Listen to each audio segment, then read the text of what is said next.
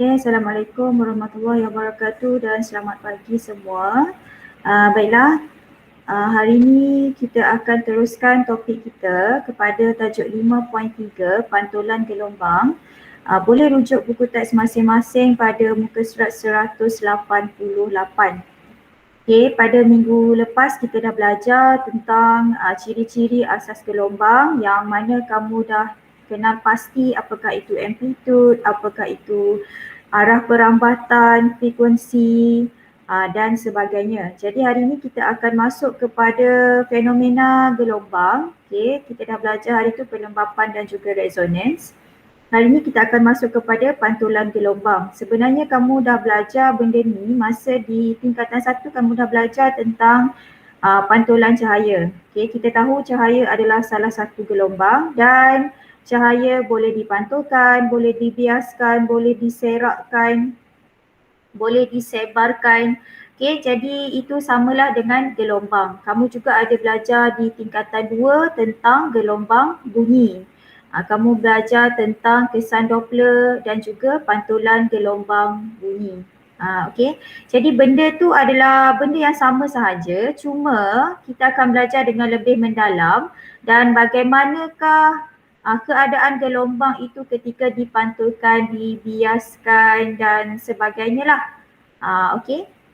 Jadi kita mulakan dengan pantulan gelombang. So situasi untuk pantulan gelombang ni kita mudah untuk nampak macam mana corak, perubahan corak gelombang itu bila kita lihat kepada rajah, bila kita lihat keadaan di tepi laut yang terdapatnya ada benteng yang disediakan dekat sini.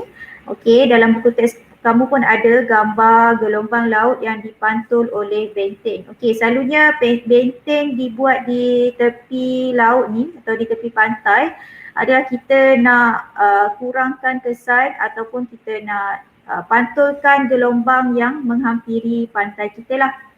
Okey, selain daripada tu untuk mengelakkan hakisan dan sebagainya. Okey, jadi apa berlaku adalah bila gelombang air ni, gelombang laut, ombak tu, ombak, okey, gelombang lah tu ya. Okey, gelombang air dalam keadaan ombak tu sampai ke pantai kita dan dia terkena kepada benteng yang telah dibina. Jadi apa berlaku, ombak kita bila dia sampai dekat benteng dia akan dipantulkan semula. Maksudnya dia akan bergerak semula balik ke laut. Okey. Itu adalah fenomena pantulan gelombang.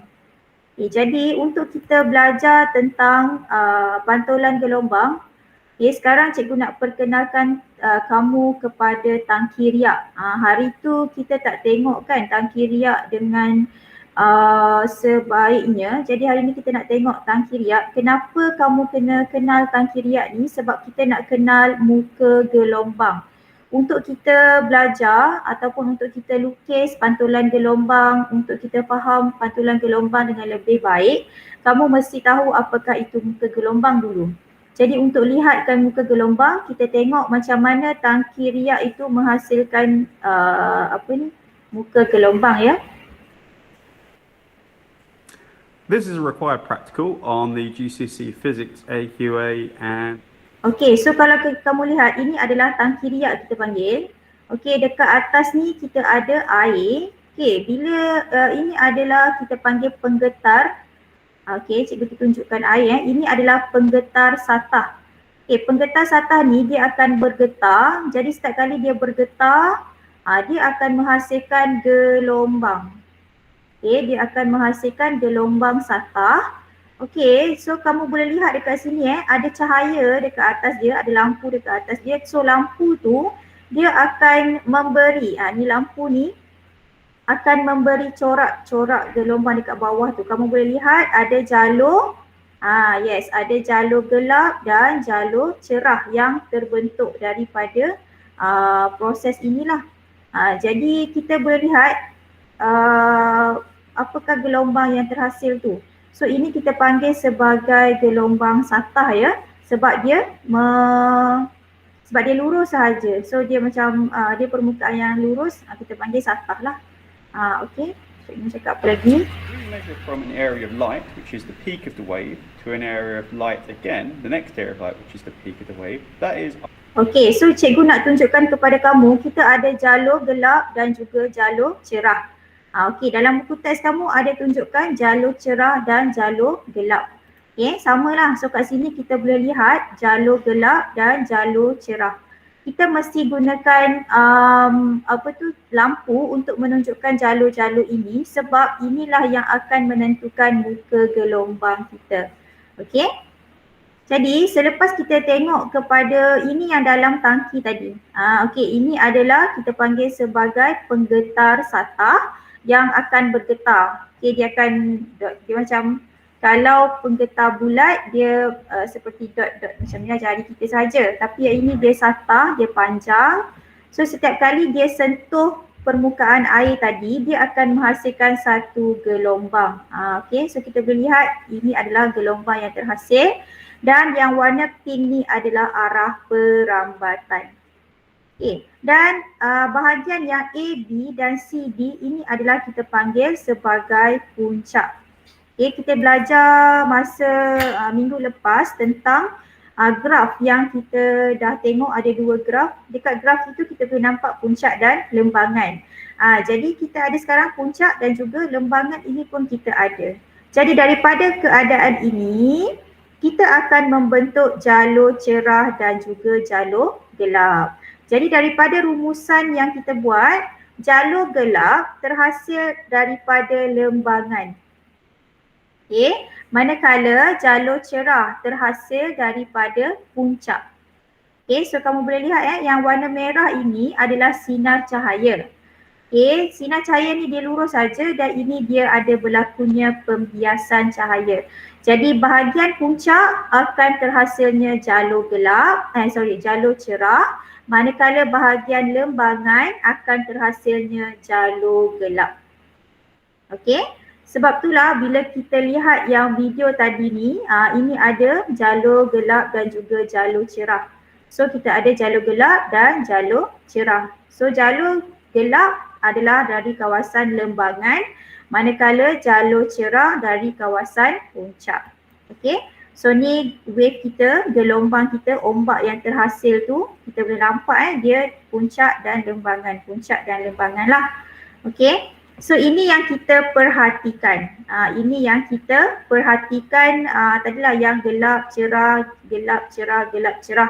So jalur cerah, gelap cerah ni akan sentiasa berturutan dan bergila-gila lah, berselang-seli. Okey, jadi yang mana adalah muka gelombang? A, B dan C, D adalah muka gelombang. Secara ringkasnya yang jalur cerah ni adalah muka gelombang. Kenapa kita nak tahu muka gelombang? Sebab kita nak lukis. Kita nak tunjukkan macam mana keadaan gelombang tu sebenarnya. Jadi kita lukislah muka gelombang. Okey. So kita ada dua jenis muka gelombang satah dan juga muka gelombang bulat. Kalau gelombang yang dihasilkan adalah gelombang yang bulat, seperti kita lihat pada minggu lepas yang video yang Itik main dalam air tu kan, dia menghasilkan gelombang membulat. Jadi bila gelombang membulat, maka muka gelombangnya adalah muka gelombang bulat. Kalau gelombang yang dihasilkan adalah gelombang satah, maka muka gelombang yang dihasilkan adalah muka gelombang satah. Okey, yang warna biru ini adalah kita panggil sebagai muka gelombang. Mana datang yang warna biru ni? Warna biru ini adalah mewakili jalur cerah. Jalur gelap kita tak lukis sebab jalur gelap tu yang ni, yang warna putih ni. Yang tak ada apa-apa ni adalah jalur gelap. Yang jalur cerah adalah yang berwarna biru. Okey, iaitu puncak lah. Jadi daripada lukisan muka gelombang, kita boleh dapat lambda ataupun panjang gelombang. Kita dah belajar kan, panjang gelombang adalah jarak daripada dua titik sefasa. Jadi kita ada puncak ke puncak, so setiap puncak ni adalah titik sefasa. Jadi daripada lukisan muka gelombang, kita boleh dapat panjang gelombang iaitu jarak daripada jalur yang pertama ke jalur kedua ataupun puncak ke puncak. So ingat yang garis biru ini adalah muka gelombang dan dia juga mewakili jalur cerah serta puncak. Okey, tengok balik. Jalur puncak ni, puncak A, B dan C, D mewakili jalur cerah ni. Okey. So dekat puncak bahagian atas ni, puncak akan menghasilkan jalur cerah, manakala di lembangan akan menghasilkan jalur gelap. Okey, jadi kita akan dapat jalur gelap dan jalur cerah secara berturutan dan berselang-seli. Jadi daripada keadaan ini kita tukar dia menjadi lukisan. So kita boleh nampak lukisan kita sekarang warna biru ni. Jadi kalau soalan suruh kamu lukis muka gelombang, maka yang kamu lukis adalah yang berwarna biru inilah. Kalau gelombang sata, lukis lurus sahaja. Ya, lukis lurus sahaja dan pastikan jarak di antara setiap garisan biru ni adalah sama. Sebab dia mewakili panjang gelombang. Jarak daripada jalur ke jalur ni adalah mewakili panjang gelombang. Jadi setiap jalur ni mestilah panjang gelombang yang sama sebab gelombang yang sama. Jadi make sure jarak di antara jarak di antara jalur-jalur ni mestilah samalah. Perlu diukur ke dengan pembaris? Kalau kamu rasa kamu mampu ukur, ukur. Tapi kalau tak dapat, just agak-agak dan make sure nampak sama. Okay, so yang paling tepat adalah kamu ukurlah, buatlah 1 cm ke 0.5 cm ke, terpulang lah. Okay. Sama juga kalau untuk gelombang membulat, so lukis bulatan sahaja, bulatan dan jarak di antara bulatan itu mestilah sama sebab dia juga mewakili panjang gelombang. Okey, yang warna pink ni, ini adalah arah perambatan. Maksudnya arah pergerakan gelombang tersebut.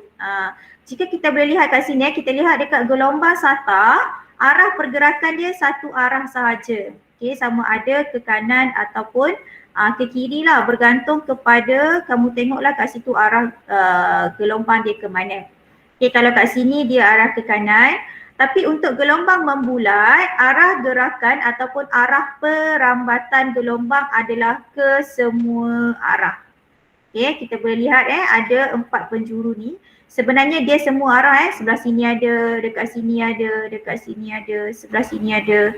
Semuanya ada. Maksudnya gelombang tu bergerak ke semua arah, tapi dia lukis 4 sahajalah untuk mewakili arah perambatan. Okey. Jadi kalau soalan dia suruh kamu lukis muka gelombang, cukup lukis yang warna biru sahaja. Tapi kalau dia suruh kamu lukis muka gelombang dan arah perambatan, maka lukis yang berwarna biru dan juga berwarna pink ni, yang warna pink ni. Okey.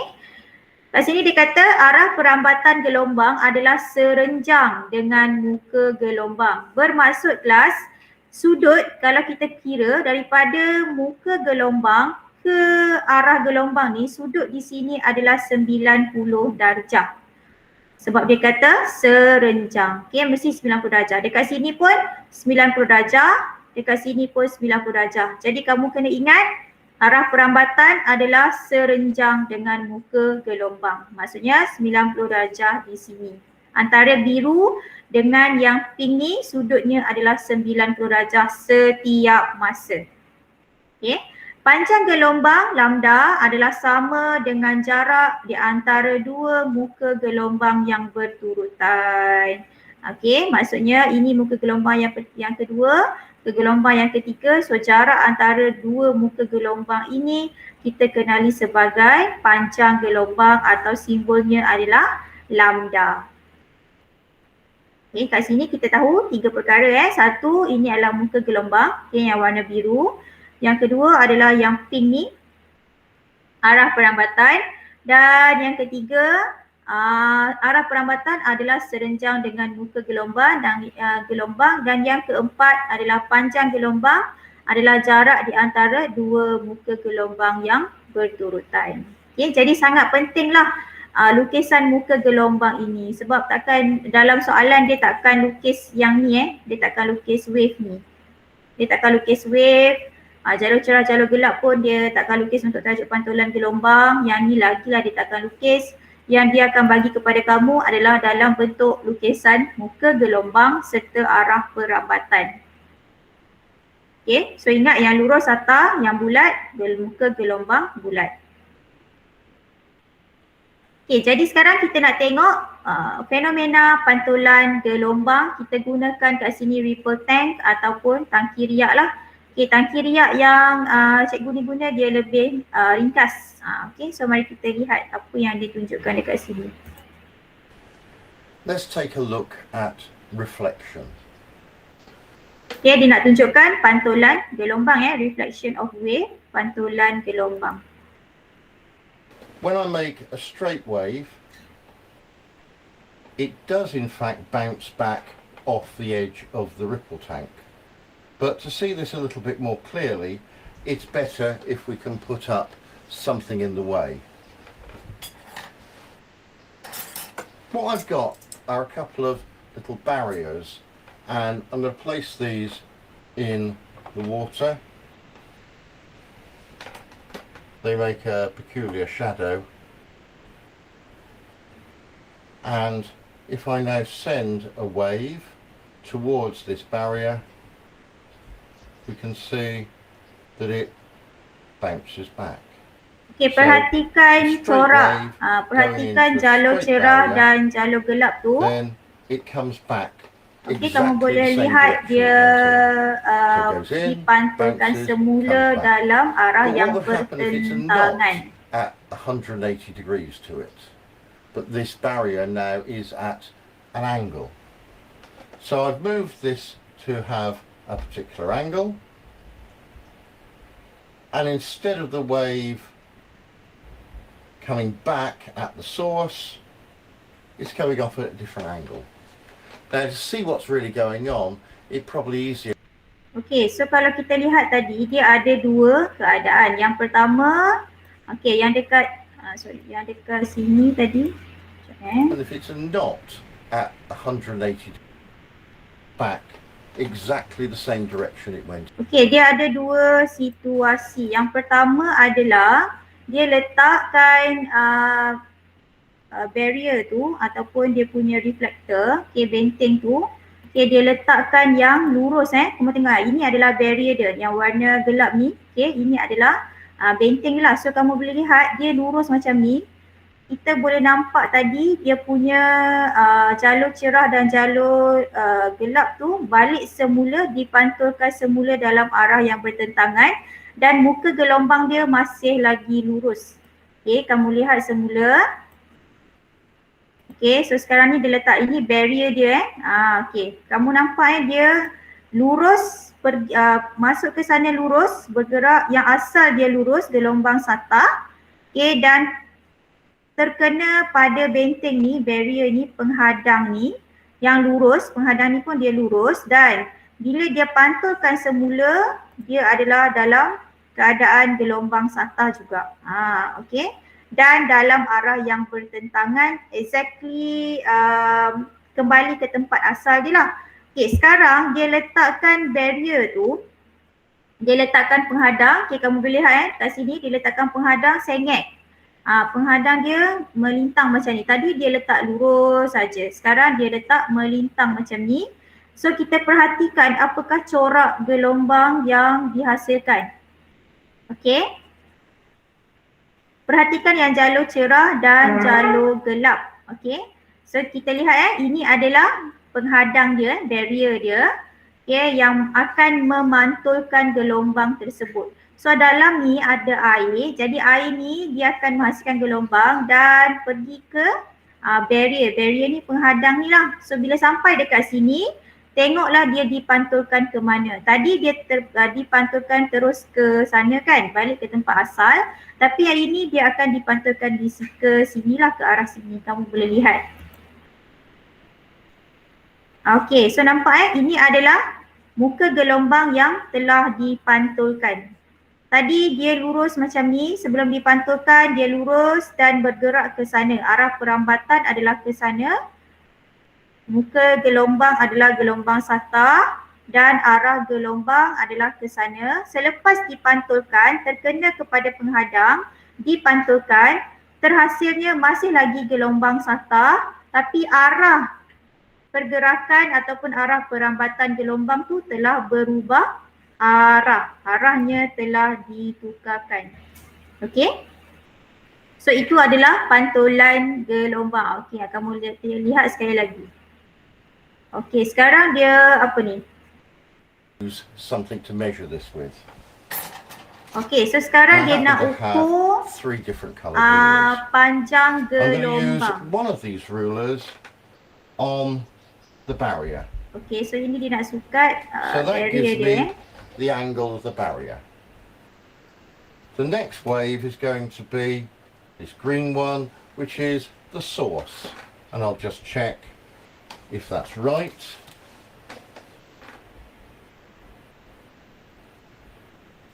And it appears more or less. Trying to get the angle right is very critical. Seems okay. Okey, so dia nak sukat berapakah sudut pantulan dia lah. Sudut pantulan gelombang yang terhasil setelah dia dipantulkan. Okey, so kita lihat dengan lebih lanjut lagi kat sini. Okey, jadi apa yang kita boleh perhatikan kelas, okey, ini adalah muka gelombang. Kita ada jalur cerah dan juga jalur gelap lah.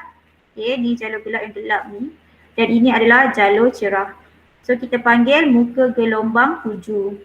Muka gelombang 7 kat sini menunjukkan adalah gelombang yang pertama. Dia sedang menuju ke arah sini kan. Okey, ni yang pink ni adalah arah perambatan. Jadi kita lihat arah perambatan muka gelombang ni adalah lurus sahaja. Okey, pergi ke arah pemantul satah. Jadi kita ada kat sini pemantul satah.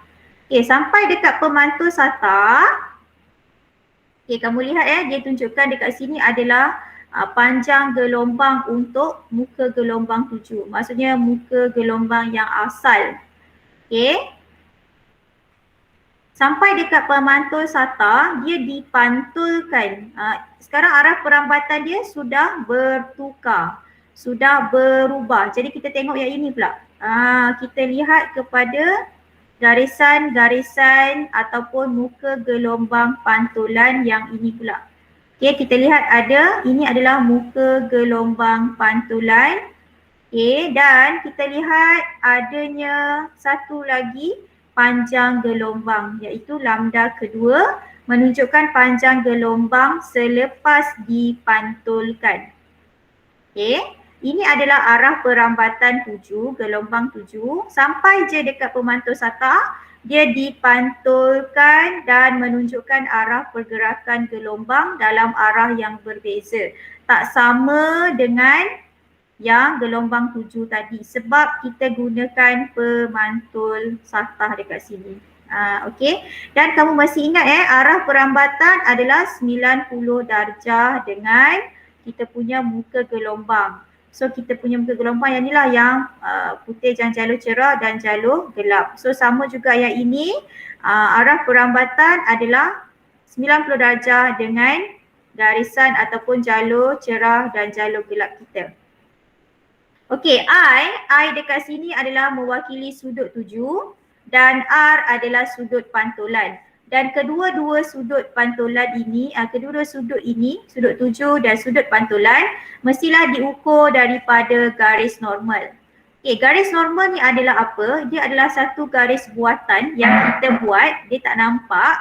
Okey, satu garis buatan yang bersudut tegak dia adalah 90 darjah dengan pemantul. Okey, sama je macam kamu belajar dulu pantulan cahaya kan? Kamu ada belajar ni juga. Okey, so garis normal adalah 90 darjah dari pemantul.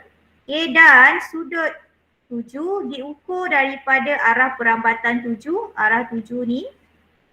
Dan juga sudut pantulan diukur daripada arah perambatan ke garis normal. Ingat, dari garis normal bukannya berdasarkan pemantul SATA. So ini yang kita perhatikan daripada tangki riak tadilah. Okay. So kalau kita buat eksperimen tangki riak tu, ini hasil yang kita akan dapat bila kita gunakan pemantul SATA. Kalau kita gunakan pemantul, dia ada banyak-banyak lah. Dia ada juga yang pemantul yang curve, yang berbentuk melengkung. So at the end, bila pemantul tu, bila kita gunakan pemantul melengkung, kita akan nampak nanti hasil pantulan dia akan jadi muka gelombang bulat. Okay. Jadi semua ni kita boleh lukis lah. Okay. Jadi apa yang kita dapat, kesan pantulan ke atas ciri-ciri gelombang. Selepas dipantulkan, kita akan dapat beberapa perubahan. Tapi kat sini tak banyak lah. Yang berubah adalah satu sahaja, iaitu arah perambatan. Yang lain, laju gelombang, frekuensi, panjang gelombang, semuanya tidak berubah. Yang berubah hanyalah arah perambatan sahaja, iaitu berubah dengan keadaan sudut tuju sama dengan sudut pantulan. Okey, maksudnya kat sini tadi kita lihat kelas, ini adalah arah perambatan tuju yang datang, kemudian arah perambatan untuk pantulan ini dia berubah, okey, mengikut keadaan sudut dekat sinilah. Okey, dan kita lihat kat sini sudut tuju sama dengan sudut pantulan. Jadi nanti kalau kita ada soalan minta kamu lukis muka gelombang selepas pantulan, kamu pastikan sudut tuju sama dengan sudut pantulan. 1, 2, 3 ia tidak berubah. Panjang gelombang tidak berubah. Apa maksud dia panjang gelombang tak berubah kelas? Lambda 1 dekat sini adalah sama dengan lambda 2. Jadi bila kamu lukis, jarak di antara muka gelombang sebelum dipantulkan dan selepas dipantulkan mestilah sama. Kalau dekat sini 2 cm, sebelah sini pun adalah 2 cm. Mesti sama. Okay, sebab dia kata kat sini panjang gelombang adalah tidak berubah. Okay, frekuensi pun juga tidak berubah. Frekuensi tu kita boleh lihat dengan penghasilan jalur cerah, jalur gelap ni. Okay, kalau jalur cerah, gelap ni ada 10 yang datang, yang keluar pun akan 10 lah, itu menunjukkan frekuensi. Okey, laju gelombang pun tidak berubah. Maksudnya kita tak boleh nak kurangkan kelajuan gelombang hanya dengan menggunakan pantulan. Contohnya kalau macam ombak dekat pantai tu kan, kita nak kurangkan laju dia contohnya, so kita letak benteng. Salah lah, dia tak akan kurang kelajuan gelombang tu. Dia hanya pantulkan sahaja. Okay.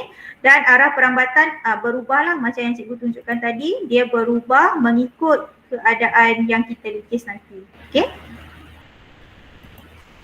Okay, sekarang kita akan tengok macam mana kita nak melukis gambar rajah pantulan air. Okay, so ni kamu boleh tengok pantulan gelombang air, kamu boleh tengok dekat buku teks anda, ada ditunjukkan caranya pada muka surat 191. Okey, cikgu tertinggal perkataan gelombang air. Okey, ada satu video yang menunjukkan melengkapkan rajah pantulan gelombang. Okey, boleh tonton video tersebut. Dia agak bising sebab tu cikgu tak share kepada kamu. Okey, so apa yang kita ada sekarang ialah kelas senang sahaja. Soalan yang akan diberi kepada kamu dia macam ni je. Dia bagi satu pemantul SATA, dia ada bagi gelombang 7. So gelombang ini yang warna biru ni apa? Muka gelombang. So yang ni muka gelombang. So ingat muka gelombang ni adalah yang jalur cerah tadi jalur cerah tadi. So apa yang kita perlu buat, yang pertama dekat sini kamu mesti lukis arah perambatan. Lukis arah perambatan dulu, mesti lukis. Okay, arah perambatan gelombang. Macam mana nak lukis arah perambatan gelombang? Senang je, dia mesti dalam satu garis lurus dan mestilah serenjang. Maksudnya 90 darjah dengan muka gelombang. Okey, lurus tapi mestilah 90 darjah. Okey, lukis lurus dan mesti ada anak panah sebab dia menunjukkan arah. Sampailah dekat pemantul. Okey, yang warna apa ni? Yang warna coklat ni adalah pemantul. Okey, dah tulis kat sini kan pemantul SATA. Yang kedua, kamu mesti lukis satu garis normal. Lukiskan satu garis normal yang bersudut 90 darjah dengan pemantul SATA. Okey. So bila dah dapat kat sini garis normal 90 darjah dengan pemantul SATA, kira berapa sudut ni? Mesti kira lah I ni berapa untuk dapatkan R. Sebab sudut 7 sama dengan sudut pantulan. I sama dengan R.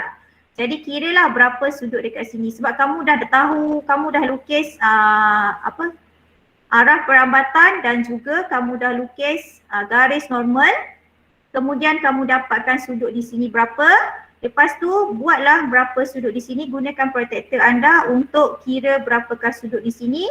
Dan yang ketiga, lukis arah perambatan yang keluar untuk yang arah pantulan lah, arah perambatan pantulan gelombang.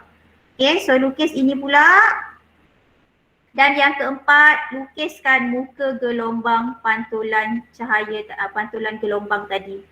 Macam mana nak lukiskan garis ni? Senang je, 90 darjah dengan arah perambatan. Okey? Boleh Okey, sekarang cikgu tunjukkan kepada kamu macam mana secara kita lukis, cikgu tunjukkan cara untuk kamu lukis ya. Okey.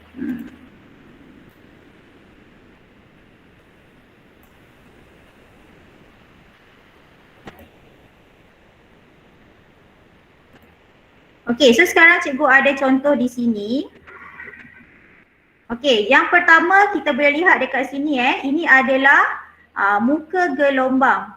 Dan muka gelombang ini adalah dia lurus saja. Okey, ni muka gelombang kita. So langkah yang pertama tadi apa? Kita lukis arah perambatan. Okey, so sekarang kita lukis arah perambatan. Dan arah perambatan itu mestilah dalam keadaan 90 darjah. Okay, so cikgu ambil yang warna merah ni. Okay, 90 darjah. Okay, so ni adalah arah perambatan kita Okay, so make sure dia 90 darjah. Perlu ke guna protektor? Kalau kamu nak guna, boleh, tak ada masalah. Tapi should be kamu lukis nampak seperti 90 darjah lah. Janganlah tiba-tiba kamu lukis macam ni, memang tak 90 darjah lah kan. Okay, so 90 darjah macam ni. Okay, ni yang pertama. Okay, lukis ke arah perambatan. Okay, 90 darjah, make sure 90 darjah. Okay, so kalau kamu dah confident 90 darjah, okay dah. Yang kemudian, yang kedua dia kata kat situ, lukis garis normal. Okay, so kita ambil garis normal pula. Garis normal dia dot. Okay, so garis normal cikgu buat dia warna kuning. Lukis dekat tempat yang kita lukis tadi Okay. So garis normal dia 90 darjah. Okay. So ini garis normal kita yang warna kuning. Warna merah adalah arah perambatan.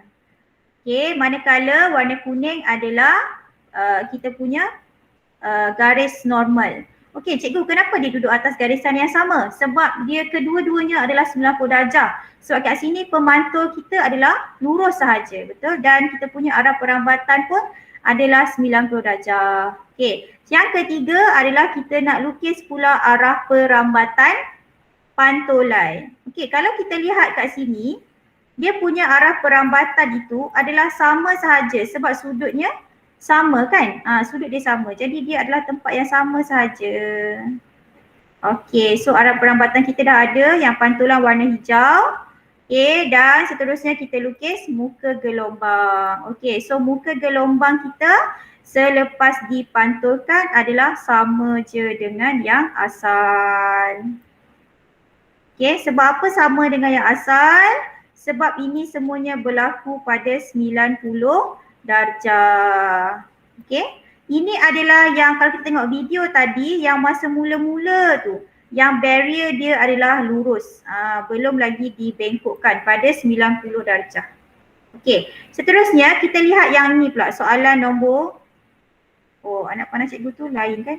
Okey. Kita lihat yang ini pula kelas. Okey, yang ini kita boleh lihat ini serong kan? Okey, dan dia dah buat dah pada kamu satu garis dia dah buat dah arah perambatan. Okey, so dia dah buat kat sini arah perambatan. Okey, dekat sini dia dah label, dia dah lukiskan untuk kamu arah perambatan. Dan arah perambatan ni kelas mestilah serenjang dengan muka gelombang. Okey, yang ini adalah muka gelombang. Okey, so dia mesti 90 darjah kelas, mesti 90 darjah. Okey, untuk menunjukkan arah perambatan mesti ada, anak panah ni mesti ada lah. Okey, dan yang kedua dia dah lukiskan untuk kamu garis normal. Okey, dia dah lukiskan kepada kamu garis normal. Jadi kita dah boleh skip step yang pertama dan step yang kedua. Sekarang kita boleh masuk terus kepada step yang ketiga, iaitu kita nak lukis arah perambatan selepas dipantulkan. Jadi kat sini I, ini adalah I dia. Okay, ini adalah sudut 7I. Jadi pastikan I ni sama dengan yang R sebelah sini lah. Okey, jadi kita ambilkan, kita lukiskan garis, okey, untuk menunjukkan kita punya arah pantulan pantulan gelombang. So, kita lukis, tarik ke sana. Okey, anggaran pastikan sudut I tu sama dengan sudut R. Okey, panjang ni tak kisahlah berapa. Cikgu tak pasti kenapa kamu punya ni tak nampak secara keseluruhan. Okey. Okey so kita nampak dekat sini adalah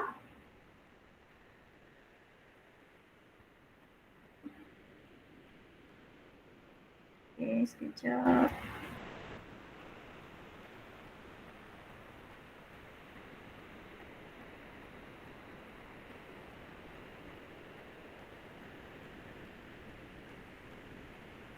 Okay, cikgu zoom outkan untuk kamu.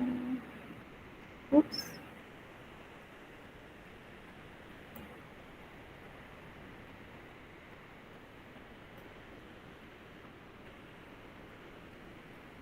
Okay, so kamu boleh lihat dekat sini. Okay, dah Okay, kamu boleh lihat dekat sini kelas. Okay. Okay, cikgu dah tunjukkan pada kamu kat sini. Nanti kita buat yang ni pula. Okay, so sekarang kita dah buat satu garisan. Ini kita panggil sebagai arah perambatan juga tapi selepas dipantulkan. Ini adalah arah perambatan selepas dipantulkan. Okey, dan arah perambatan ni kelas, okey, arah perambatan ini kamu mesti gunakan, mesti ada anak panah lah untuk menunjukkan arah untuk menunjukkan arah. So kamu kena gunakan anak panah. Sepatutnya anak panah ni dekat sini lah untuk menunjukkan arah yang betul Okey, dan seterusnya kamu mesti pastikan yang R dekat sini kelas, R ni adalah sama. Okey, I mestilah sama dengan R. Okey, iaitu sudut pantulan sama dengan sudut pembiasaan, sudut 7 sama dengan sudut pantulan. Mesti sama kelas. Okey, I dan R ni mestilah sama. Kamu kena ingat sebab dalam soalan dia akan tanya berapa sudut kamu dekat sini. Okey, seterusnya adalah langkah yang keempat, kamu mesti lukis muka gelombang. Okey, so sekarang kita akan lukis muka gelombang. Okey, ingat muka gelombang mestilah 90 darjah dengan arah perambatan kita. So kita nak mula daripada mana? Nak mula daripada dekat sini, yang dekat hujung ni pun boleh tapi dia agak serabut, so kita mulakan jauh sikit. Tak ada masalah Okey, so kita lukis satu. Pastikan yang kuning adalah 90 darjah dengan yang warna hijau. Okey, lepas tu kita lukis muka gelombang yang kedua.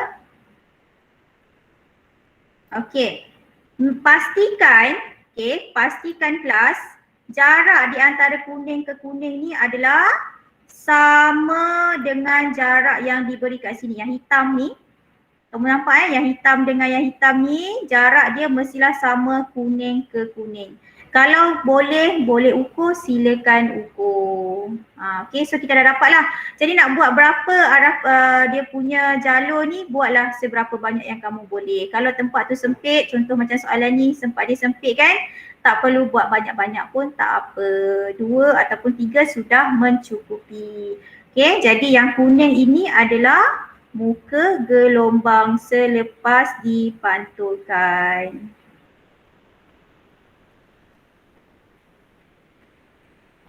Okay, yang ini selepas dipantulkan. Okay, kita ada satu lagi soalan dekat sini kelas. Okay, kalau kita boleh lihat kat sini. Okay, so kita ada satu lagi iaitu yang ini okay. Cikgu besarkan sikit pada kamu. Kamu punya display tu tak sama dengan cikgu tapi tak apa. Okay, so sekarang kita fokus kepada yang ini. Okay, so kat sini memang dia bagi kosong kan, dia bagi. Okay, sekarang dia dah bagi dekat sini sama juga macam tadi kan, cuma yang tadi tu pemantul dia dekat tepi, sekarang pemantul dia di bawah lah. Okay, dia dah bagi kepada kamu arah perambatan. Okay, kat sini dia dah bagi arah perambatan dan dia juga bagi jalur. So yang kedua kita kena bina garis normal. Okay, so kita binalah garis normal. Okay, sila ingat pastikan garis normal anda adalah 90 darjah dengan pantulan Okay, dengan kita punya ni, kita punya apa ni? Pemantul ni dia mesti 90 darjah. Okay, so lukislah 90 darjah.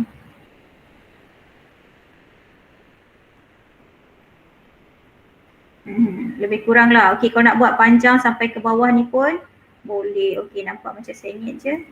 Okay, sila betulkan. Okay, pastikan dia 90 darjah Okay, so kalau nak senang kamu guna je pembaris, letaklah dia dekat hujung ni, pembaris kamu dekat hujung ni.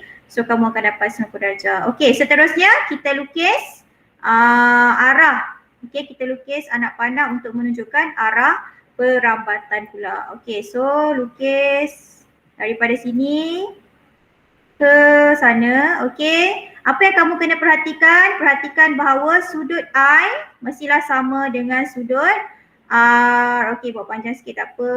I sama dengan R. Okay, agak-agak I sama dengan R. Okay, dah.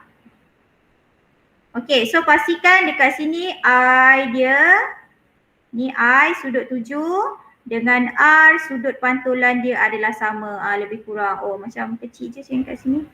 Okay, so boleh betulkan. Okay. Sebenarnya kalau dalam exam, dia taklah crucial. Tak adalah pemeriksa tu pergi ambil protektor, check kamu punya sudut tak. Pasti, tapi pastikan nampak.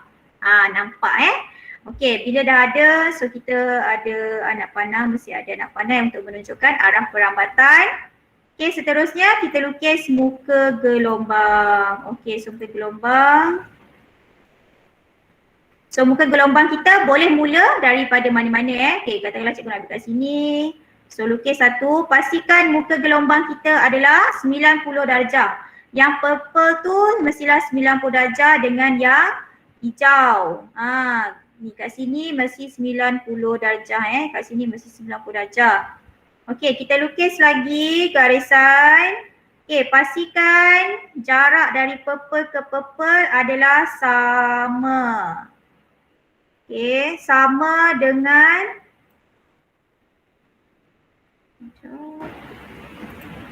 mestilah sama dengan yang hitam tu.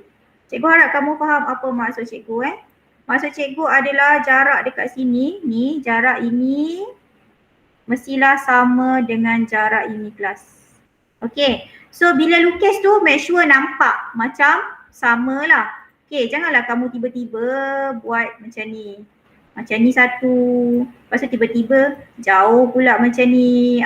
So nampak kan lambda dia adalah tak sama. Jadi bila tak sama macam ni, kamu akan tidak diberi markah lah, kamu dikira salah. Sebab dalam pantulan gelombang, lambda adalah sama, panjang gelombang sama, dia tidak berubah. Jadi pastikan lukisan kamu tu lambda dia adalah sama. So buatlah sama. Okay, dan pastikan juga dia 90 darjah. Okay, kalau kamu rasa nak ukur, boleh ukur. Kalau rasa macam agak-agak boleh macam cikgu buat ni, cikgu agak-agak sahajalah. So pastikan sebelum kamu dah yakin dengan jawapan kamu tu, check. Yang pertama, check adakah I sama dengan R, lebih kurang ke tak. Okey, kemudian semak yang kedua, panjang gelombang sebelum mestilah sama dengan panjang gelombang selepas. Okey, kemudian sudut di antara arah perambatan dengan muka gelombang mestilah 90 darjah dan mesti ada garis normal. Okey, so ini adalah cara macam mana kita nak lukiskan pantulan gelombang. So yang mana pantulan gelombang tu? Yang inilah, yang warna purple ni adalah muka gelombang selepas dipantulkan. Dan ini adalah arah perambatan gelombang. Maksudnya kelas, kalau mula-mula gelombang kita datang daripada hujung ni, pergi kepada pemantul, sampai dekat pemantul dia akan dipantulkan ke sebelah sana. Macam itulah. Okay, itu adalah cara untuk lukis, dapatkan muka gelombang untuk arah perambatan. Okay. Okey, seterusnya kita sambung. Ada soalan kelas untuk lukisan?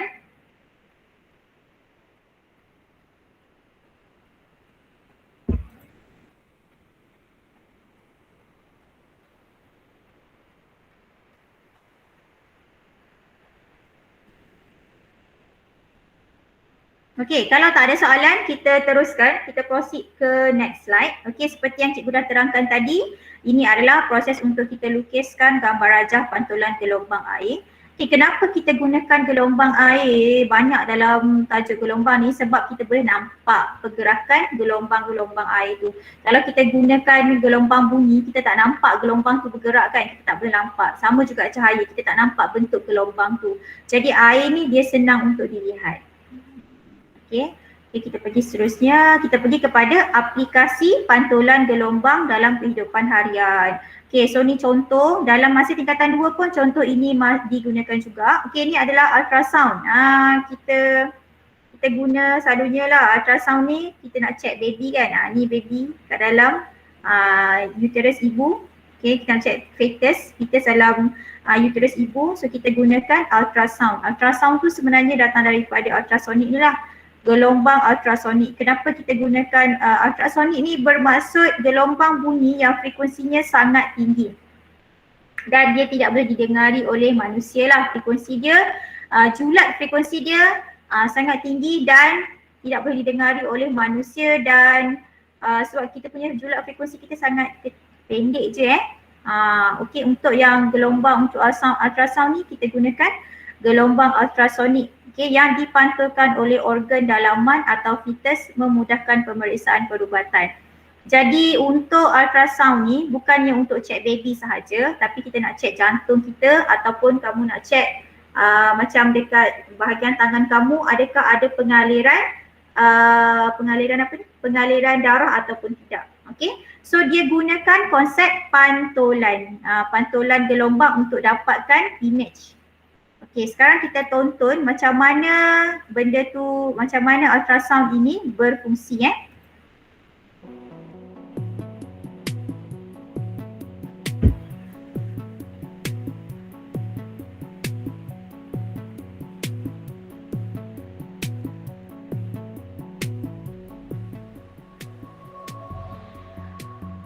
The heart of most ultrasound systems is a device called a transducer, which uses an array of piezoelectric crystals. A piezoelectric crystal vibrates when an electric signal is applied, producing high-frequency sound pressure waves, which we call ultrasound. More importantly, this type of crystal can also work in reverse. It can produce electrical signals when it detects high-frequency sound pressure waves. When a transducer directs ultrasound waves into the body, they pass right through the skin and into the internal anatomy. As the waves encounter tissues with different characteristics and densities, they produce echoes that reflect back to the piezoelectric crystal.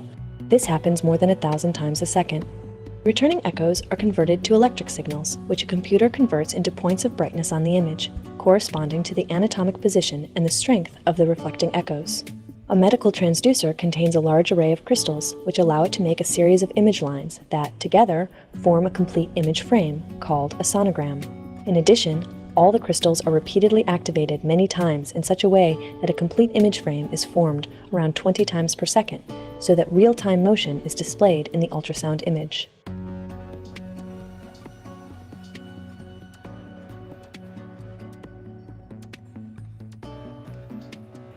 Okey, jadi daripada video tadi kita boleh lihat adanya pantulan gelombang. So dekat sini kamu boleh lihat With different masa characteristics. ni kamu boleh lihat gelombang yang dihasilkan daripada transducer ni dia dihantar dan bila mengenai kepada objek ataupun kita punya tisu dan sebagainya akan dipantulkan semula dan ada image yang dihasilkan. Okey. So daripada pantulan itu kita boleh hasilkan image-image ini dan kita boleh lihatlah apa organ fetus ke ataupun organ dan sebagainya.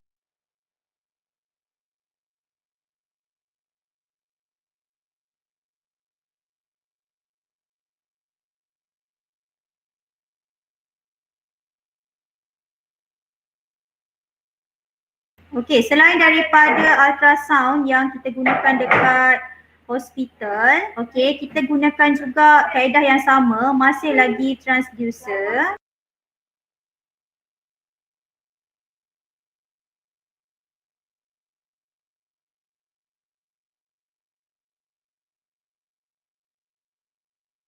Okey, transducer ni juga kita boleh gunakan dalam contohnya macam ni lah, kita untuk tangkap ikan sebab kita nak tahu dekat mana ada kawasan yang banyak ikan. Okey, kita gunakan teknologi pemantulan ultrasonik yang dikenali sebagai sonar. Okey, nama dia benda yang sama cuma jenis teknologi yang berbeza, jadi kita gunakan nama yang berbeza lah. Okey, kita gunakan untuk mengesan kawasan yang mempunyai banyak ikan. Okay, transducer akan memancarkan sama juga dengan ultrasound tadi, nama dia juga transducer. Memancarkan gelombang ke dalam air dan gelombang tersebut dipantulkan oleh ikan kembali ke transducer. Sebenarnya gelombang ni sebab dia adalah gelombang bunyi kan, dia akan kalau kena dekat mana-mana permukaan dia akan dipantulkan semula. Okey. Sama jugalah dia gunakan benda yang teknologi yang lebih kurang, dia gunakan pemancar gelombang dan dia gunakan penerima gelombang juga untuk kita tahu perbezaan dalam corak pantulan gelombang bunyi yang disebabkan oleh batu-batuan yang berbeza membolehkan lokasi kedalaman dan struktur permukaan dasar laut yang mengandungi sumber gas asli dikenal pasti. Jadi untuk aplikasi pantulan gelombang bunyi ni sangat-sangat banyak digunakan lah selain daripada dekat hospital. Kita boleh gunakan juga transducer ni untuk kenal pasti kat mana banyak ikan, boleh kenal pasti berapa kedalaman laut. Okey, boleh juga kenal pasti ada tak macam iceberg ke dekat depan ataupun dalam pelayaran kan, dia boleh kesan lah dekat situ. Kalau kamu lihat kepada cerita-cerita berkaitan dengan kapal selam, cikgu baru tengok hari tu cerita yang kapal selam tu apa nama dia The Killer Hunter, yang tu kan. Okey, kapal selam tu dia duduk dalam air dan dia tak nampak apa-apa kan. Dia tak ada tingkap macam macam kereta, tak ada windshield dekat depan tu untuk nampak persekitaran. So apa mereka buat adalah mereka sentiasa menghantar gelombang ultrasonik ni untuk dia nampak ada apa dekat depan tu. Ada penghalang ke, ada ni ke. Okey, dan sama jugalah dengan pantulan-pantulan bunyi ni juga digunakan oleh ikan-ikan untuk dia kenal pasti kat mana ada batu dan sebagainya. Okey, selain daripada tahu kedalaman laut, nak kenal pasti kat mana ada petroleum, juga digunakan oleh sesetengah macam arkeologis tu untuk dia tahu dekat kawasan ni ada tak kapal karam. So dia boleh nak pergi bawah tak adalah dia secara random kan. Contohnya kamu ni arkeologi, iaitu orang yang nak cari bahagian-bahagian bahan-bahan arkeologi, tinggalan-tinggalan lama. Okey, laut tu luas. Okey, jika kamu kata ada satu kapal tenggelam dekat laut ni. Okey, kat mana? Takkanlah kamu bodoh-bodoh. Saya rasa dekat situ.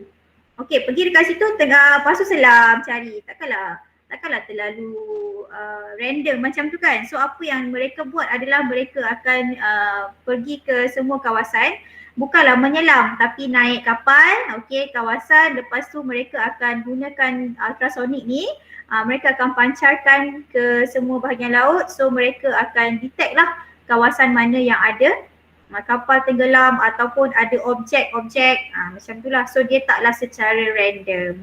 Okay, tak secara randomly. Maksudnya secara kalau kita kata kampungnya bodoh-bodoh lah pergi sana pergi sini macam membuang masa kan. So kita gunakan teknologi ini untuk mengenal pasti apa-apa yang tempat yang kita tak nampak lah. Okay, so ada banyak lagi lah sebenarnya konsep bukan konsep aplikasi pantulan gelombang. So ini yang paling yang sering digunakan dalam kehidupan seharian kita. Okey, so sekarang kita lihat kepada penyelesaian masalah melibatkan pantulan gelombang. Jadi dalam tajuk pantulan gelombang ni hanya 2 benda sahaja yang akan ditanya. Yang pertama dia suruh kamu lukis corak pantulan gelombang dan yang kedua dia suruh kamu selesaikan masalah yang melibatkan pantulan gelombang. Okey, kita lihat contoh yang diberikan dalam buku teks. Gelombang ultrasonik berfrekuensi 25 kHz dipancar dari sebuah kapal ke dasar laut untuk menentukan kedalaman laut. Gelombang ini bergerak dengan laju 1500 meter per saat dalam air laut. Semasa antara penghantaran dengan penerimaan semula gelombang ultrasonik ialah 120 milisaat. Okey, maksudnya dia kata kat sini semasa antara penghantaran dengan penerimaan semula. Maksudnya dia pergi dan balik. Okey, ingat pergi dan balik. Kat sini ramai pelajar yang akan buat kesalahan sebab dia kata masa tu sama je. Tak make sure kamu faham apa maksud dia. Okey, tentukan kedalaman laut dan juga tentukan panjang gelombang ultrasonik tersebut. Okey, so cara dia, gelombang ultrasonik mengambil masa 120 milisaat untuk bergerak dari kapal ke dasar laut dan kembali semula ke kapal. Dia pancar pergi dan balik semula tu hanya mengambil masa 120 milisaat sahaja. Jarak dilalui oleh gelombang itu ialah 2 kali kedalaman laut. Faham maksud dia? Okey, maksudnya bila dia pergi dan dia balik semula. Jadi dia travel, pergi dan balik selama 120. Jadi kedalaman laut tu 2 kalilah kedalaman laut sebab dia pergi dan balik. Okey, so langkah pertama macam biasa senaraikan maklumat yang diberi dengan simbol. So dia dah bagi laju gelombang V sama dengan 1500 mili per saat selama masa T iaitu 120 mili saat. So ingat masa ni adalah pergi dan balik. Okay, laju gelombang 1500 meter per saat selama masa yang diambil untuk pergi dan balik, bukan pergi sahaja bukannya daripada kapal ke dasar laut sahaja, tapi daripada kapal ke dasar laut, daripada dasar laut ke kapal, pergi dan balik selama 120 mili saat.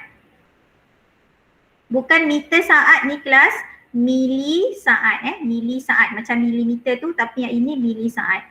Okey, kenal pasti dan tulis rumus yang digunakan. Okey, so apa yang kita dapatlah jarak yang dilalui sama dengan laju darab masa. So ni sama je, dia gunakan rumus laju yang kita dah belajar masa di bab 2. Iaitu kita belajar tentang laju sama dengan jarak per masa kan. So daripada jarak per masa itulah kita tukarkan kepada jarak sama dengan laju darab masa. Okey, jarak yang dilalui kenapa 2D? Sebab D ni adalah merujuk kepada kedalaman laut tersebut. Jadi 2D sebab dia travel ke bawah dan balik semula. So 2 kali dia lalu dengan jarak yang sama. Jadi sebab tu dia tulis kat sini 2D. Okay?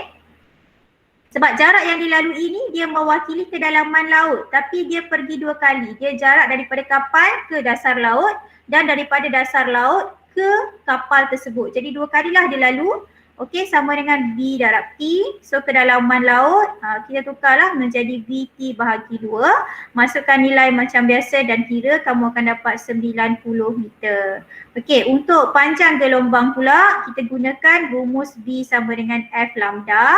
Okey, V kita ada 1500. Okey, 1500.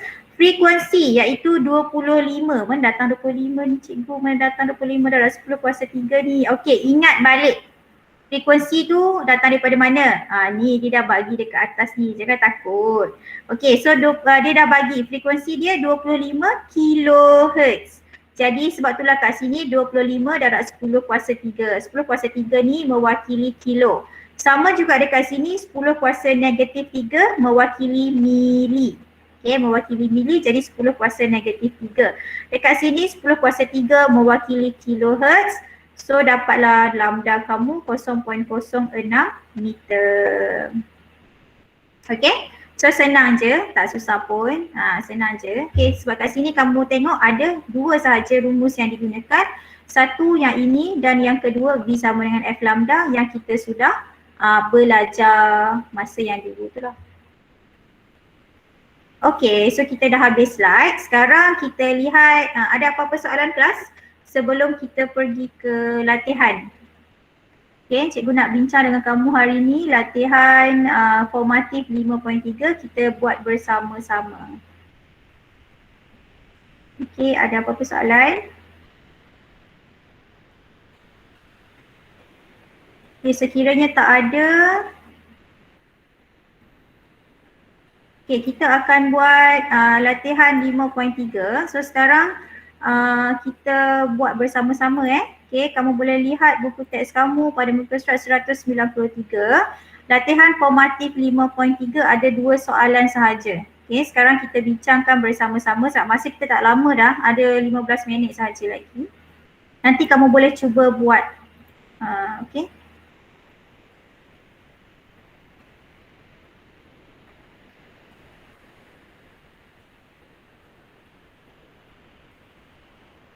Okay, so soalan yang pertama dia adalah dia kata lukis semula raja 5.32 dan lukiskan muka gelombang bagi gelombang pantulan serta tunjukkan arah perambatan. Okay, so dia nak apa? Lukiskan muka, soalan yang pertama dia nak lukiskan muka gelombang. So dia nak suruh kamu lukis muka gelombang. Okay, dia nak kamu lukiskan muka gelombang dan yang kedua dia nak tunjukkan arah pantulan gelombang. So 2 perkara lah kamu kena buat. Muka gelombang, so muka gelombang tu yang mana? Yang biru-biru ni. So dia nak tahu selepas dipantulkan tu macam mana. Dan arah perambatan. Okey, kamu lihat kat sini dia dah bagi kat sini adalah 70 darjah. Bermaksud dekat sini kelas berapa? Ini adalah 90 darjah. So kat sini I kita adalah 60 tolak 70. So kita dapat 20 darjah. Okay, so kat sini I kita ni adalah 20 darjah. Jadi bermaksud oleh kerana pantulan gelombang I sama dengan R, jadi R kita pun mestilah 20 darjah. Jadi gunakan protektor anda untuk dapatkan 20 darjah. Okay, senang je Pertama, kamu jangan fikir dulu tentang biru ni. Biar je, biru tu biar. Garisan muka gelombang tu abaikan dahulu. Cikgu, kalau kamu fikir yang muka gelombang ni dia akan serabut. Yang kamu nak lihat sebenarnya adalah arah perambatan ni. Fokus kepada anak panah yang berwarna pink ni dulu. Okey. Jadi kat sini dia dah bagi, oh sama pula warnanya. Okey, kuning. Okey, sekarang ni dia dah bagi kat sini 20 Jadi ambillah protektor anda, kiralah 20 darjah. Okey, katakanlah, okay, kat sini cikgu tak ada yang tadi tu Okey, so guna pembaris.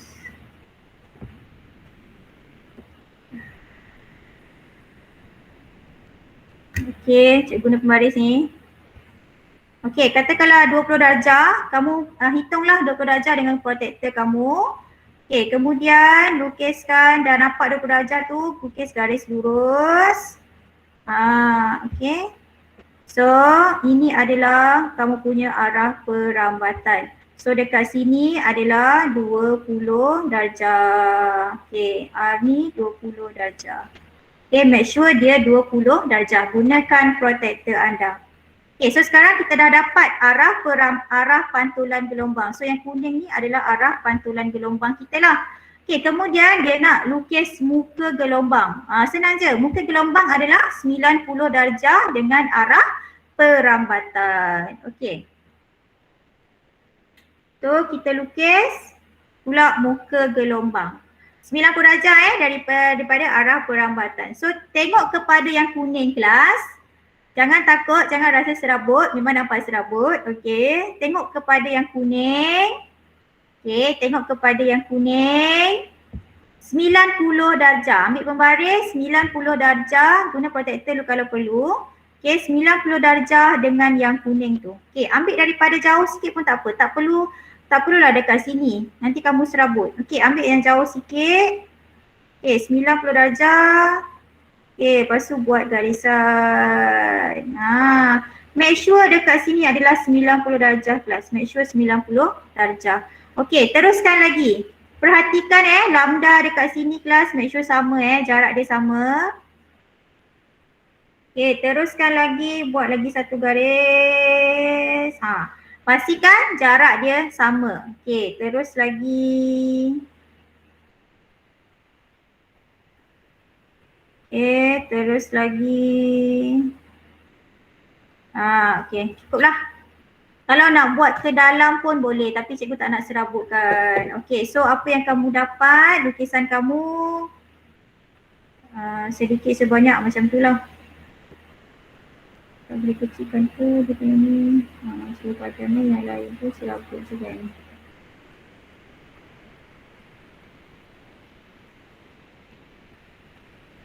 Okey, so yang kamu dapat, yang kamu kena lukis adalah garisan kuning dan juga garisan hitam. Okey, so ni jawapan kita. Okey, sila pastikan lambda adalah sama lambda kat sini dengan lambda di sini adalah sama. Okey, make sure sama. Okey, pastikan dia samalah anggaran sahaja. Macam tu lah. Selalu kalau cikgu lukis, kalau cikgu semak soalan ni, cikgu tak adalah ambil pembaris. Ukur betul-betul panjang dia, tak. Tapi pastikan lebih kurang. Janganlah macam cikgu bagi contoh tadi kan, tiba-tiba kat atas ni pula. So jarak dia kat sini ni dah tak sama. So kat sini nampak salah lah. So memang akan salah. Jadi make sure buat garisan tu lurus, okey, dan 90 darjah serta lambda dia adalah sama. Okey, boleh Okey, so jawapan kamu akan dapat yang inilah, garisan yang hitam dan juga garisan yang kuning tu mestilah ditunjukkan. Okey, so lambda ni kamu tak perlu label pun sebenarnya sebab dia tak minta kamu label. Yang dia suruh kamu label adalah muka gelombang bagi gelombang pantulan serta arah gelombang air. So yang kamu kena ada hanya 2 sahaja. Okey? Boleh Okey. Soalan yang kedua, rajah 5.33 menunjukkan penggunaan gelombang ultrasonik oleh sebuah kapal untuk menentukan kedalaman air. Okey. So dia nak tentukan kedalaman air dekat sini. Selang masa antara pemancaran dengan penerimaan gema bunyi ultrasonik ialah 0.06 saat. Okey, selang masa antara pemancaran dengan penerimaan. Maksudnya dia pergi dan balik itu adalah 0.06 saat. Sama macam tadi. Okey. Kelajuan gelombang ultrasonik dalam air laut ialah 1500. Tentukan kedalaman laut tersebut. Okey, macam biasa. Kumpulkan maklumat. So dia bagi apa? Dia bagi masa sama dengan 0.06 saat. So dia bagi laju sama dengan 1500 ms-1 meter per saat. Okey, so dia nak kedalaman laut D sama dengan berapa? Okey, sama je guna rumus yang tadi kelas, iaitu 2D sama dengan VT. Okey, kalau tak tahu macam mana kita dapat rumus ni, sebenarnya dia adalah daripada laju V sama dengan jarak. Okey, distance bahagi dengan masa. Ni kita belajar masa di bab 2 T. Okey, sekarang ni kita nak jarak kan, kita nak distance. Jadi kita tukarlah. masa ni pergi ke sana, so jarak tinggal. Jadi kita akan dapat D sama dengan VT. Okay, tapi oleh kerana jarak dia adalah dia pergi dan dia balik semula, jadi jaraknya adalah 2 kali. 2T, dia pergi dan balik. So sebab itulah kita gunakan 2D dekat sini. Dia pergi dan balik. Jadi kita nak satu je kan, kita nak kedalaman laut tu, kita nak tahu kat sini je. Kita nak tahu berapa kedalaman laut dekat sini. Tapi disebabkan oleh ultrasonic tu pergi dan balik, kita hanya boleh dapat detect masa dia untuk dia pergi dan dia balik sahaja. Jadi jaraknya pun akan jadi 2 kali ganda lah. Okay. So kalau kita nak D sahaja, maksudnya VT bahagi 2. Okay, masukkan nilai 1500 darab dengan 0.06 saat bahagi 2. Okay, so ambil kalkulator anda. 1500 darab 0.06 bahagi 2. So kamu dapat 45. Kamu akan dapat 45 meter. Okay, so inilah jawapan anda. Senang je. Okay. Soalan dia memang direct to the point sahaja. Okay, tak ada masalah Sebab itulah kat sini kelas, kalau kamu lihat dia bagi maklumat kat sini sela masa antara pemancaran dengan penerimaan. Maksudnya apa kelas? Dia pancar, dia hantar gelombang tu dan dia terima. So dia pergi dan balik. Sebab tu masa dia sekali. Sebab dia bergerak pergi dan balik. Kita hanya dapat detect, mula-mula kita hantar dan kita dapat detect yang kita terima selepas dia dipantulkan. Masa sampai dekat bawah ni tak ada orang tahu pun macam mana ceritanya sebab kita tak ada sensor dekat bawah ni, tak ada sensor. Jadi kita tak tahulah macam bila dia sampai dekat sana. Kita cuma boleh estimate sahajalah. Kalau 0.06 dia pergi dan balik, jadi kalau separuh 0.03 dalam 0.03 saat gelombang yang dihantar tu akan sampai ke dasar laut dan dalam masa 0.03 saat daripada dasar laut akan sampai ke kapal. Macam itulah. Okey. Jadi cikgu dah sediakan latihan kepada kamu sebanyak 8 soalan. Cikgu dah hantar dekat grup. So kamu boleh cuba buatlah untuk 8 soalan tu, semuanya berkaitan dengan soalan seperti nombor 2 ni. Okay. Kenapa cikgu bagi soalan banyak latihan tentang ni? Sebab cikgu nak biasakan kepada kamu, ramai pelajar yang sering lupa untuk letak 2 ni kat sini. Sebab dia separuh kan.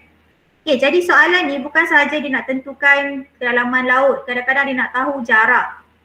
Jarak sesuatu bunyi tu dihantar, bila bunyi tu diterima semula, so kita nak tahu jarak. Macam itulah, contohnya gema. Kalau kita pergi dekat atas bukit kan, bila kita menjerit, so gema tu datang semula kepada kita. Dalam masa berapa lama untuk kita tahu, untuk kita dengar semula gema kita tu, itu adalah kita boleh tentukan jarak daripada tempat kita ke bukit tersebut. Okay. Sama juga dengan gua. Kita nak tahu kedalaman gua tu. Kita dekat muka pintu gua, cave, kita dekat muka dia, dekat mulut gua tu, dekat pintu gua tu. So bila kita menjerit, kita nak tahu, kita boleh tahu berapa kedalaman gua itu secara relatif lah. Tapi dengan syarat kamu mesti tahu berapa halaju suara kamu, berapa halaju bunyi yang dihantar. Selalunya kita tak akan guna suara lah sebab suara ni kita tak dapat nak kita tak dapat nak kesan, kita kena guna alat lah berapa laju dia tu. So apa yang kita buat, kita pancarkan bunyi yang sudah kita tahu frekuensi, bunyi yang sudah kita tahu kelajuan. Okey. Ada apa-apa soalan kelas sebelum kita tamatkan sesi kita hari ni? Ada masa 2 minit lagi. Jadi apa yang kita dah belajar, sambil-sambil cikgu merumus, kamu boleh tanya soalan kalau ada soalan. Apa yang kita dah belajar hari ni adalah kita belajar tentang pantulan bunyi, pantulan gelombang. Okey, pantulan gelombang. Apa yang berubah dalam pantulan gelombang ni adalah arah perambatan. Kamu mesti ingat arah perambatan dia berubah. Okey. Dan Sudut tuju sama dengan sudut pantulan. Yang lain tidak berubah. Panjang gelombang tidak berubah, frekuensi tidak berubah, laju gelombang juga tidak berubah. Yang berubah hanyalah arah sahaja, arah perambatan gelombang sahaja yang berubah. Dan contoh aplikasi gelombang, pantulan gelombang dalam kehidupan yang senang kita nak ingat adalah ultrasound, yang alat yang digunakan di hospital untuk cek keadaan fetus dalam uterus ibu ataupun nak cek jantung ataupun organ-organ dalaman dalam badan kita.